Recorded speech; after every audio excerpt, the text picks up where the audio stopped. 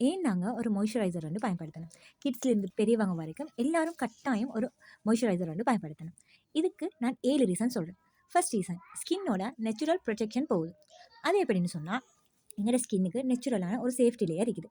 இது வந்து நாங்கள் வாஷ் பண்ணும் போதோ இந்த சேஃப்டி லேயரோட மாய்ஸ்சர் தன்மையும் போகும். ஸோ நாங்கள் ஒரு மாய்ஸ்சரைசர் யூஸ் பண்ணும்போது அந்த மாய்ஸ்சரை திரும்ப கொடுக்கும், ஸ்கின்னுக்கு ப்ரொடெக்டாக மாறும். ரெண்டாவது, வாட்டர் லாஸை ஸ்டாப் பண்ணும், டீஹைட்ரேட் ஆகாத இல்லாமல் செய்யும்.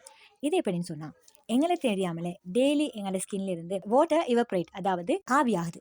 இதுக்கு தான் நாங்கள் சொல்கிறது டிரான்ஸ் எபிடெமல் வாட்டர் லாஸ். ஸோ நாங்கள் ஒரு மாய்ஸ்சரைசர் வந்து யூஸ் பண்ணும்போது வாட்டர் எஸ்கேப் ஆகிறத பிளாக் பண்ணும். அதனால் எங்களோட ஸ்கின் வந்து ஹைட்ரேட் ஆகி முகச்சுருக்கங்கள் வாரதை தடுக்கும். மூன்றாவது ரீசன், பொல்யூஷன், சன் டேமேஜ்லேருந்து ப்ரொடெக்ட் பண்ணும். டஸ்ட், ஸ்மோக், சன்ரேஸ் இவை எல்லாமே எங்களோட ஸ்கின்னை டெய்லி டேமேஜ் பண்ணுது.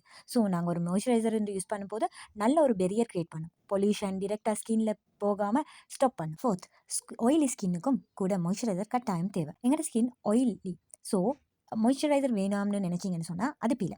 ஸ்கின் இன்னும் அதிகமாக ஆயிலை ப்ரொடியூஸ் பண்ணும், ஆயிலி ஸ்கின் உள்ளவங்களுக்கு. ஸோ ஒரு மாய்ஸ்சரைசரை நாங்கள் யூஸ் பண்ணும்போது அந்த ஆயில் மேலதிகமாக ப்ரொடியூஸ் பண்ணாமல் தடுக்கும்.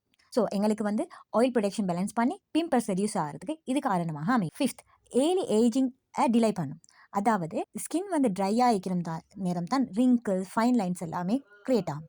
ஸோ நாங்கள் வந்து ஒரு நல்ல ஒரு மாய்ஸ்சரைசர் வந்து யூஸ் பண்ணும்போது ஸ்கின் இலாஸ்டிசிட்டி மெயின்டைன் பண்ணி ஃபைன் லைன்ஸ் வராமல் தடுக்கும். ஸோ யங் லுக்கிங் ஸ்கின் வேணும்னு சொன்னால் கட்டாயம் நீங்கள் வந்து லைஃப் லாங் ஒரு மாய்ஸ்சரைசர் வந்து யூஸ் பண்ண ஆகணும். ஆறாவது ரீசன், ஸ்கின்னை ஸ்மூத்தாக சாஃப்டாக க்ளோவாக மாறும். இது எப்படின்னு கேட்டால், மாய்ஸ்சரைசர் ரெகுலராக யூஸ் பண்ண நீங்கள் சொன்னால் மேக்கப் கூட ஸ்மூத்தாக சீட்டாக ஃப்ளேக்கி ஸ்கின் போகும், ஈவன் டெக்ஸ்சர் வரும், நேச்சுரலான ஒரு க்ளோ இம்ப்ரூவ் ஆகிறத நீங்கள் பார்ப்பீங்க. நல்ல க்ளோ வந்து ரியலாக வரது ஒரு ஹைட்ரேட்டான ஸ்கின்ல மட்டும்தான். ஏழாவது ரீசன், ஹெல்தி ஸ்கின் ஹேபிட்டை க்ரியேட் பண்ணும். அதாவது மாய்ஸ்சரைசர் யூஸ் பண்ணுறது ஒரு லக்ஸரி இல்லை, இது ஒரு பேசிக் ஸ்கின் ஹேபிட். நாங்கள் எப்படி டூத் பேஸ்ட், சோப் யூஸ் பண்ணுவோமோ அதே மாதிரி தான் ஒரு மாய்ஸ்சரைசர். ஸ்கின் கேர்ன்றது ஒரு பழக்கமே தவிர அது வந்து ஒரு ட்ரெண்ட் இல்லை.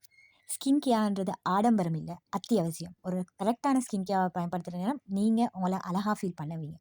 அது மட்டும் இல்லாமல் உங்களுக்கு இந்த வீடியோ பிடிச்சிருந்தா லைக் பண்ணுங்கள், ஷேர் பண்ணுங்கள். அதே மாதிரி என்னை ஃபாலோ பண்ணிக்கொள்ளுங்கள். நான் என்ன மாய்ஸ்சரைசர் வந்து யூஸ் பண்ணுறேன்னு நீங்கள் தெரிஞ்சுக்கணும்னா எஸ்ன்னு கமெண்ட் பண்ணுங்கள். அடுத்த வீடியோவை போடுறேன்.